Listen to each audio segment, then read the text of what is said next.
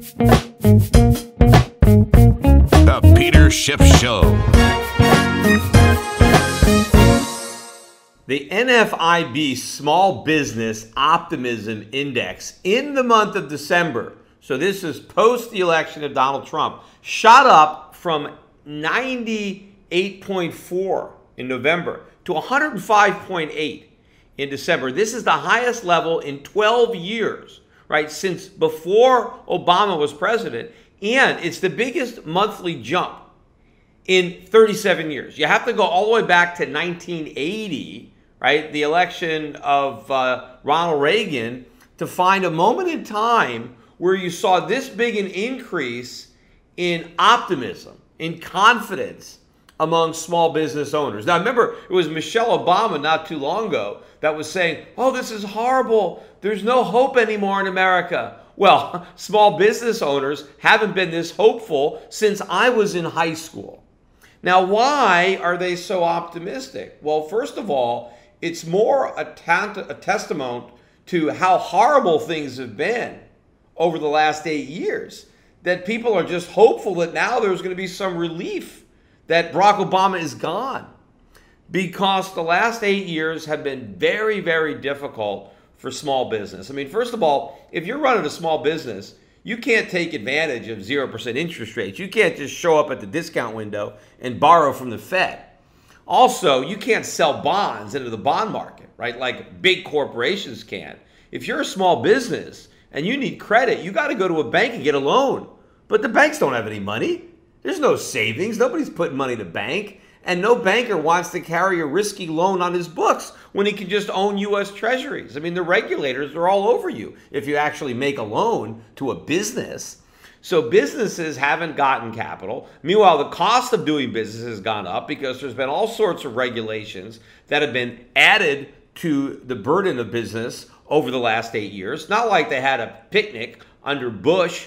You know, they didn't. I mean, business has been getting more and more regulated under Republicans and Democrats. But the last 8 years have been particularly difficult, and we've had a weak economy. I mean, yes, it's been great on Wall Street, but most small business owners aren't operating on Wall Street. You know, their customers aren't hedge fund managers. So it's been very, very tough. They've been existing in the real world, not in the fantasy world of government statistics.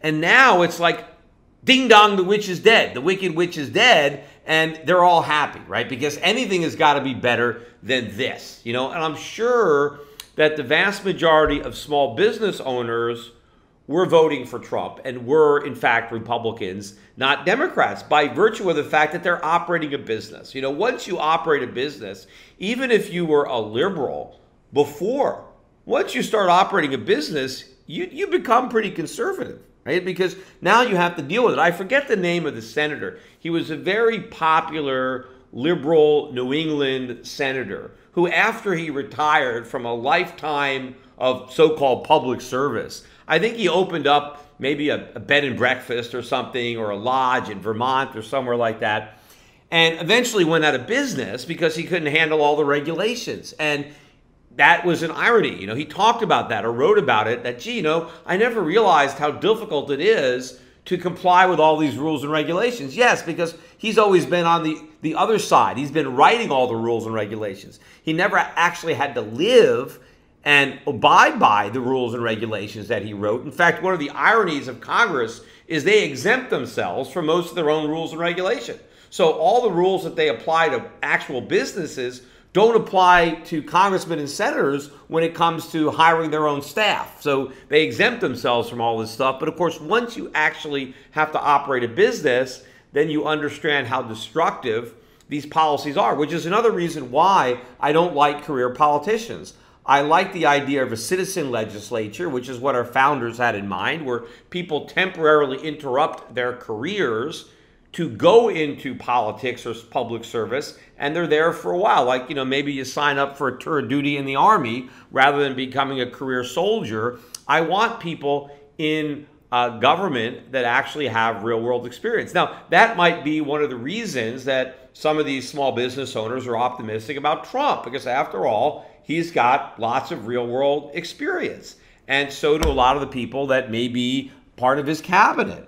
And so that's another reason that businessmen are optimistic. But, it's unfortunate, though, because I think a lot of this optimism is unfounded. I mean, yes, there may be some regulation that gets repealed under a Trump administration. But, we have been disappointed in the past. There were a lot of new regulations under prior Republican administrations. Look at the new regulations that we got under Bush. I remember Bush Sr., that's where we got the Americans with Disabilities Act. That caused all sorts of problems for small business, and that was passed under a Republican president. So Republicans have been letting down small business for a long time, but people are optimistic and hopeful that things are going to change, that things are going to be different. But so far, I really don't have much of an indication that that is going to be the case. I'm going to talk about that in a minute when I start going over, the budget resolution. But I wanted to talk a little bit about the similar optimism that we had among Democrats when Obama was elected. Because if you go back to 2008, when Barack Obama won, there was a lot of enthusiasm from Obama's supporters, right? Not necessarily from the Small Business Association, because that's not really the bastion of Obama's support. But if you look at the people who were enthusiastically voting for President Obama, right? Look at the minorities, look at the African American community, right? So the poor, the downtrodden, right? Or even the middle class, because Barack Obama campaigned on how, Bush was there for the rich and how the rich got richer and the poor got poorer. And there was this big increase in the divide between the haves and the have-nots. And Barack Obama was the champion of the have-nots, and he was going to level the playing field and fix this, and he was going to close the wealth gap and close the so-called gender gap, and he was going to do all these great things. And there was a lot of optimism, not only in America, but I remember all around the world, people were so optimistic about this huge change that was going to come from Barack Obama. And you know what? Everybody is disappointed, whether they admit it or not. Right? The people who suffered the most under Barack Obama were the people who were the most hopeful that their lives were going to improve. Right? The poor, the middle class, or African Americans, minorities. They have really suffered. Look at the gap. If people thought the gap between the rich and the poor was wide in 2008, well, it's much wider now. Right? President Obama has presided over a huge increase in that disparity. So the gap that he wanted to narrow is wider than ever.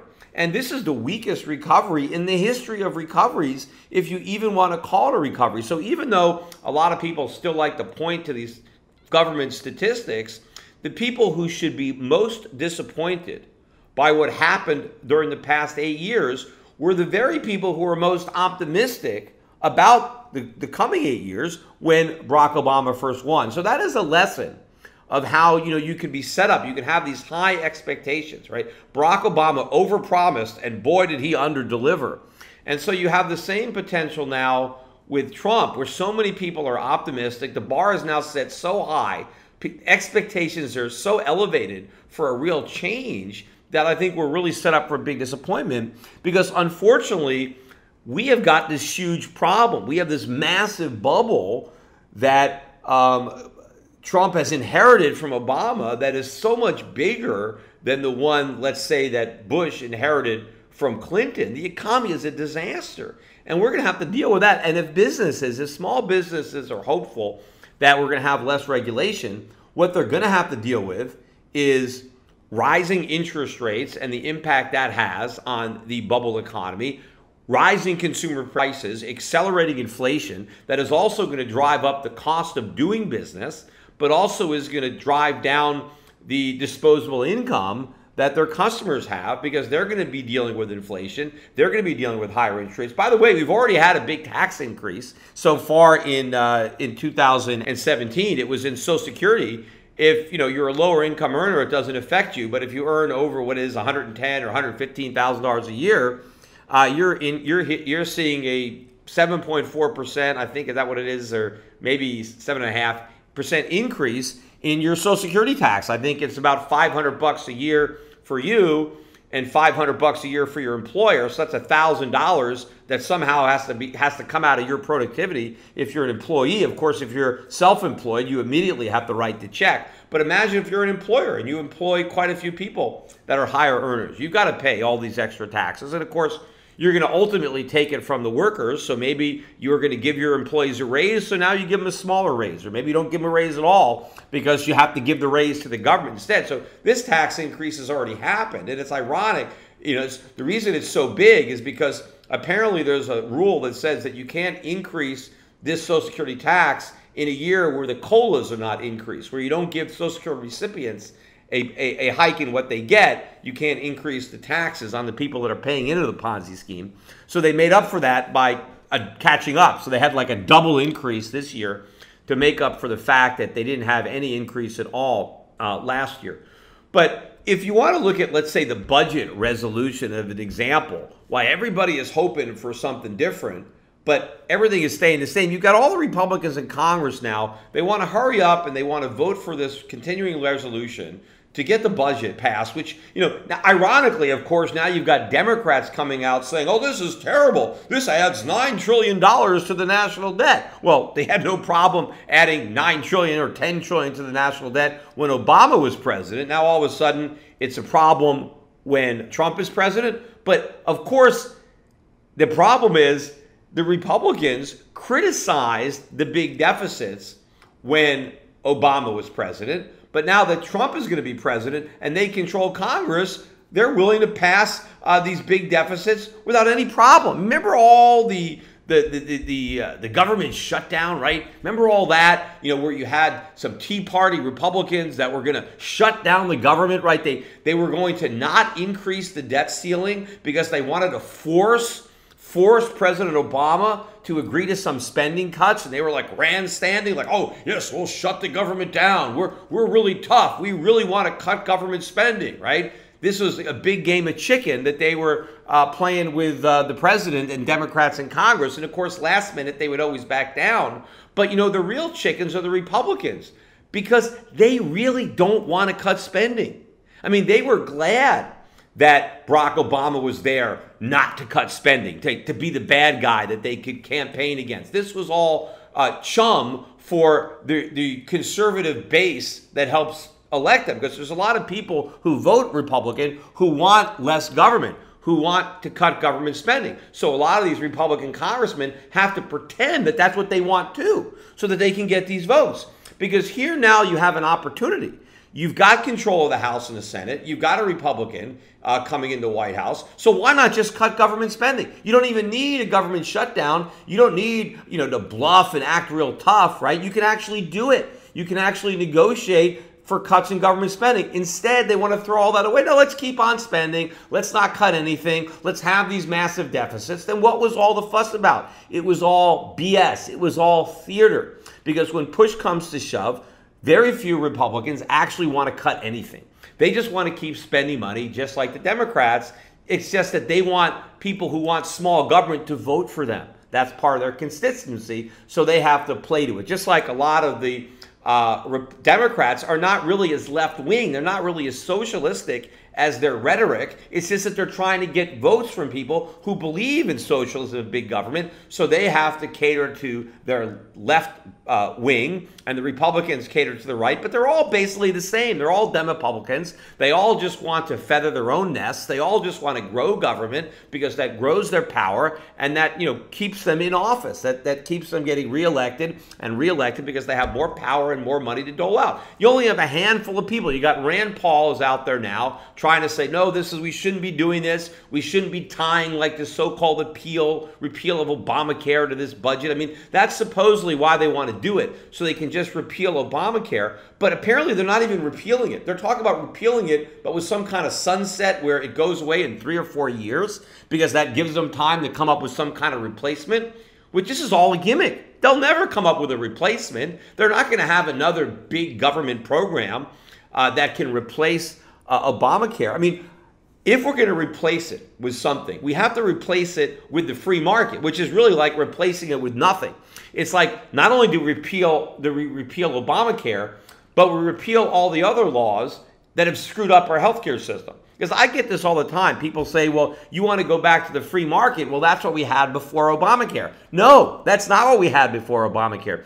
We didn't have the free market. If we had a free market in healthcare, we wouldn't have needed Obamacare. The reason we needed Obamacare was because the government has already screwed up healthcare so much, it was so expensive, right, that people wanted a solution. But instead of recognizing that the solution was to dismantle the government that had jacked up the cost of healthcare in the first place, they made an even bigger mistake by going all in on Obamacare, which actually is not even all in. All in would be a complete socialized medicine, which was probably the next step. Maybe, if Hillary won, but instead, Trump won. But what they would do if they really wanted to replace it, what they would want to do is they would try to completely separate healthcare from employment. And you do that in the tax code. It's very easy, right? What you do is either you say that if an employer provides healthcare to his workers, then the value of that healthcare, that insurance, is included in taxable income. And now you can also lower the tax rates because now you have more income that's subject to tax. So you can lower the rates. But now workers are indifferent between money and insurance. See, right now, workers have an incentive. Don't pay me cash where I have to pay income taxes. Just give me some health insurance, which I get tax-free. So you want to change that. Of course, the other way to change it, which seems to be more politically acceptable, is just to let individuals fully deduct whatever they spend on their health insurance. Not if you're itemizing, but regardless, anybody who pays income taxes, if you buy health insurance, you get to deduct the cost. And so if you could deduct the cost, then people would be indifferent. And then more people would get their health insurance the way they get their auto insurance or their fire insurance or their homeowner's insurance, right? You don't get these things from your boss. The only insurance that you get from your boss is your health insurance, and that's because of the tax code. So get rid of those incentives to do that. Get businesses out of the healthcare industry and allow individuals to shop around to buy their own insurance. Because the big problem in medical care is that too many people use insurance for everyday items. We don't want people, spraining their ankle and then, billing it to the insurance company. I don't even want people having a baby and having the insurance pay for it. I mean, things like that should be paid for out of pocket with cash, the way they were before everybody started doing it through insurance. But once you have a third-party payer, you no longer have free market controls on costs, and costs skyrocket. If you look at all the areas of medicine where insurance is not involved, like eye LASIK surgery or various cosmetic surgeries, what you'll find over the last 10, 20 years is the price of these procedures keeps going down. It doesn't go up, it goes down. And the quality gets better and better and better. That's what the free market does. It lowers price and expands and increases quality. And so that's what we need in healthcare. And there are a lot of other free market reforms that can happen that will reduce the cost of healthcare. We can also have tort reform. There are a lot of things that the government can do that, or rather undo, that would bring down the cost of healthcare. And of course, we should be getting rid of Medicaid and Medicare and all these things. I mean, because before we had any of this stuff, we had a much better healthcare system. It was more affordable, and doctors had a lot of free time. They didn't have to spend all their time filling out forms and paperwork. So to the extent that there were poor people who couldn't afford medical care, they got it for free. I mean, my father grew up in a relatively poor family. He always told me he didn't know whether he was upper lower class or lower middle class, but he was somewhere in there. His father was a carpenter. His mother was a stay-at-home mom, like everybody else's mother. He had 7 sisters. He was the youngest of 8, and he was the only boy.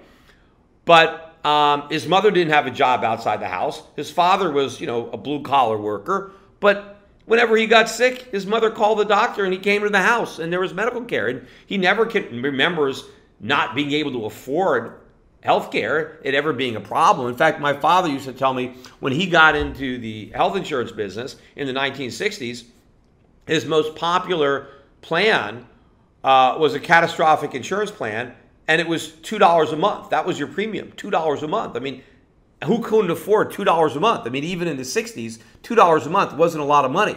And he said there was like a $5,000 maximum. That was the most you could collect for catastrophic insurance. And he said in his entire career selling that insurance, he never got anybody who ever put in a claim that made it up to $5,000. I mean, all kinds of bad things happened to people. They were in hospitals for long periods of time. I mean, he sold a lot of insurance in the state of Connecticut. And it was impossible to run up a hospital bill that was as high as $5,000.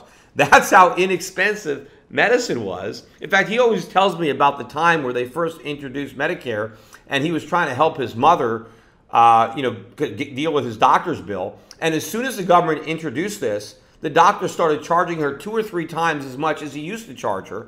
And his point was, well, it doesn't matter because now the government is paying for it, so it's still going to cost you the same. It's just that this is how much we bill the government. I mean, it was a boondoggle immediately. As soon as it came in, costs started to skyrocket because the patients didn't care what it cost because the government was paying. And the doctors knew that the patients weren't paying. It was the government, so they didn't feel bad about overcharging. So government got into healthcare and screwed it up. And what we really need is to get the government out of healthcare now. So to the extent that we repeal and replace Obamacare, we don't want to replace it with more government.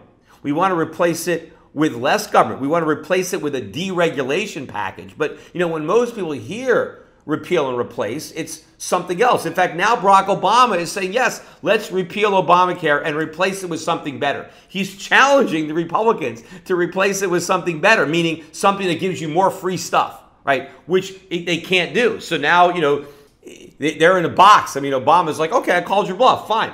I'm all in favor of appealing Obamacare. Just let me know what you're going to replace it with. And if it's better, I'm in favor of it. Because, of course, it's not going to be better because there is no bigger, better program. We want to replace it with the free market, but, of course, that's not what most people have in mind when they hear about replacement. They just want to get something for free that's cheaper. See, the problem is people found out that the free lunch that Obama was offering was just too expensive. They want the Republicans to come up with a cheaper free lunch. What we need is for the Republicans to tell people there's no such thing as a free lunch. And if you really want to eat cheap, you better do it at a free market restaurant, not at a government cafeteria. And so we need to go back to the free market. Now, I wanted to wrap this up by talking about another government problem, another example of liberal hypocrisy. I was watching a segment on 60 Minutes, and I didn't watch it live, so this might have been a week or two old, this particular 60 Minutes. But it was on Chicago and how it's now the crime capital of America. I think there's more crime now in Chicago, more murders in Chicago than New York City and I forget some other big city combined. I'm not sure which one it was, Los Angeles or DC or Philadelphia. But there's all these murders going on. And so 60 Minutes wanted to investigate why there was this big increase in violence and crime and murder.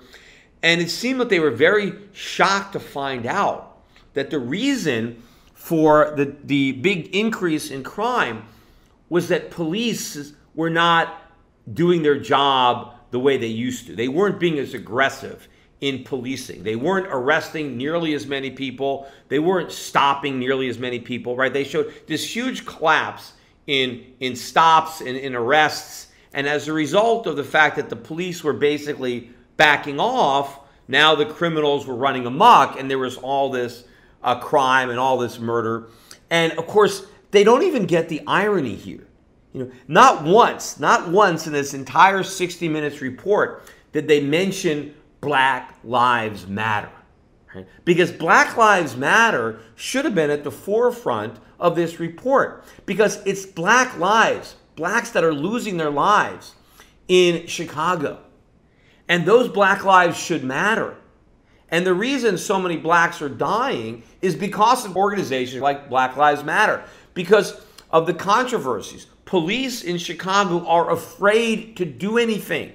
They're afraid to pull out a gun. They're afraid to be confrontational because somebody might have a cell phone. They're going to take a YouTube video and it's going to go viral. And, some of these could be plants. You probably have people in Chicago just baiting the police, hoping that they'll do something so they can put it up on YouTube, right? And people are afraid to use their gun in self-defense because, look at what's happened. And, you also had lawsuits. The ACLU came in and they were suing these Chicago for police for racism because they were saying, look, you are disproportionately arresting or stopping blacks and therefore you're racist. And now, of course, the police department, if you stop somebody and arrest them, and of course, if they happen to be black, you have extra forms that you need to fill out to prove that you stopped this person who happens to be black, not because they were black, but you have to prove that there was no racism in the arrest, even if the arresting officer is black himself, right? But of course, the paperwork takes a lot of time, and I don't think the police even want to do it. They don't even want to take a chance, right? They're afraid to do their job. And now you have all the people in Chicago who are mad at these police because the police aren't policing strong enough. But wait a minute. They were also mad at the police for policing too hard, right? Why are you shooting an unarmed person? So now the police are afraid to shoot anybody. Also too, it's like, hey, don't shoot somebody if they're just running away. Well, if the criminals know that the police won't shoot, well then why stop? If someone says stop, freeze, police, why would you stop? Just keep on running, because they're not going to shoot you. I mean, they're going to ruin their lives if they shoot you, right? If the police are afraid to shoot, I mean, there was a woman there, I think, that I forget her name. She was a policewoman. She was so afraid to use her gun that she got beaten into a coma. I'm not even sure she's recovered, and because she was afraid to pull out a gun because of what had happened to other police who had done that. So we've had this massive backlash. But none of this 60 Minutes report was really blaming any of this, right? They were kind of blaming the police, like, hey, why are you guys not doing your job? This is terrible. You're letting the community down. The community let the police down. Now, I'm not saying that all police are angels and there's not some police that abuse their power. Of course they do. Of course they do. But by and large, you have a lot of honest policemen doing a very dangerous job. And you've got these, Black Lives Matter, these, the ACLU, somehow saying, oh, because a disproportionate percentage of the people that you arrest are black, you're racist.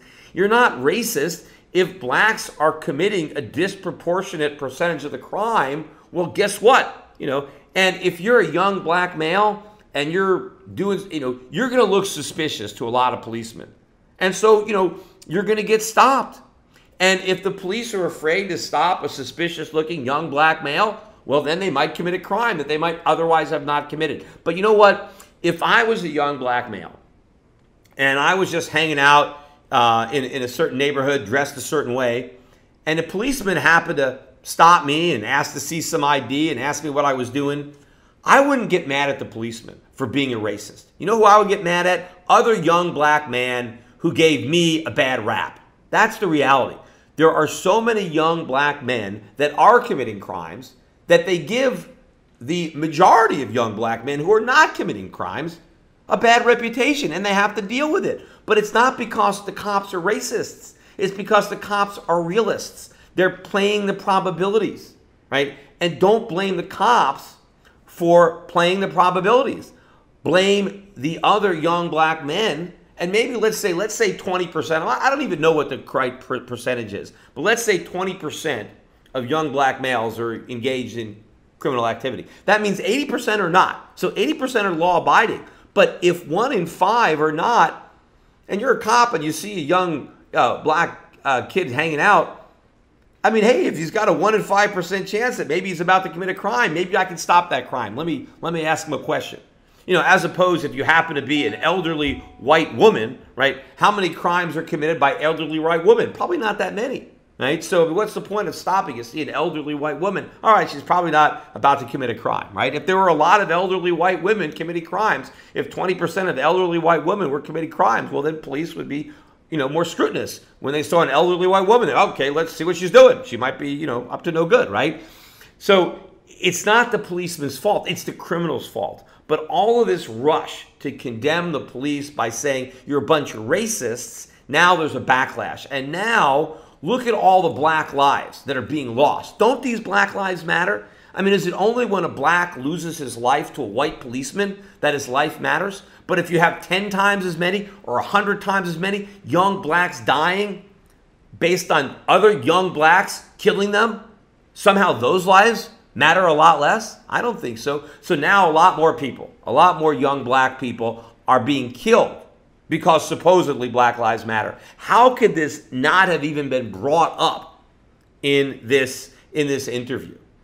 And 60 Minutes is, bastion of liberals, Shouldn't they rethink this? Shouldn't they rethink this premise? But again, this is just a microcosm of government in general, how they never understand the implications of their policies, whether it's minimum wage laws or occupational licensing laws or healthcare laws or any of these programs that they have that they think are so well intentioned, right? All of this, Black Lives Matters. Oh, let's make sure, that the police are not stopping people based strictly on race. We're going to make sure there's no racism. All this well-intentioned stuff. What is the result? Chicago is a war zone, right? People are dying like crazy in that city, and hey, everybody feels good about it, right? Because we're doing the right thing. Just like look at South Africa, right? I mean,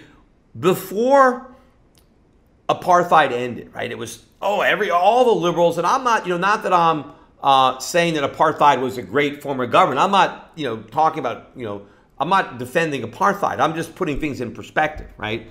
So before apartheid ended, right, it was a huge movement. Don't play. The bands wouldn't go to Sun City in South Africa. Everybody was boycotting. I mean, they were even boycotting Cougarans for a while, right? You wouldn't even buy Cougarans because you were protesting South Africa, right? Because of the apartheid. Well, apartheid ended, right? And now blacks control South Africa, right? Democracy, one man, one vote. Of course, the blacks far outnumber whites. And so the minute that happened, right, the government is all black, right? Well, what's happened to South Africa since apartheid ended? It's gone straight downhill. It's a disaster. I mean, before apartheid ended, blacks in Africa, all throughout sub-Saharan Africa, they all wanted to move to South Africa. I mean, there was huge immigration of young blacks into South Africa because that's where all the opportunity was, right? Despite how bad apartheid was, it was better than every place else. People wanted to come there, right? You had the higher standard of living in sub-Saharan Africa was in South Africa. Now it's the other way around. People want to leave. No one wants to come to South Africa anymore. Most young blacks in South Africa can't wait to get out. It's now like the murder capital of the world. It's the rape capital of the world. I forget what it is, but more women per capita are raped in South Africa than any country in the world. I mean, this wasn't the case under apartheid, but it is now, right? So it is a disaster. Life expectancy has collapsed for blacks in South Africa. Real income, medium income has collapsed for blacks in South Africa.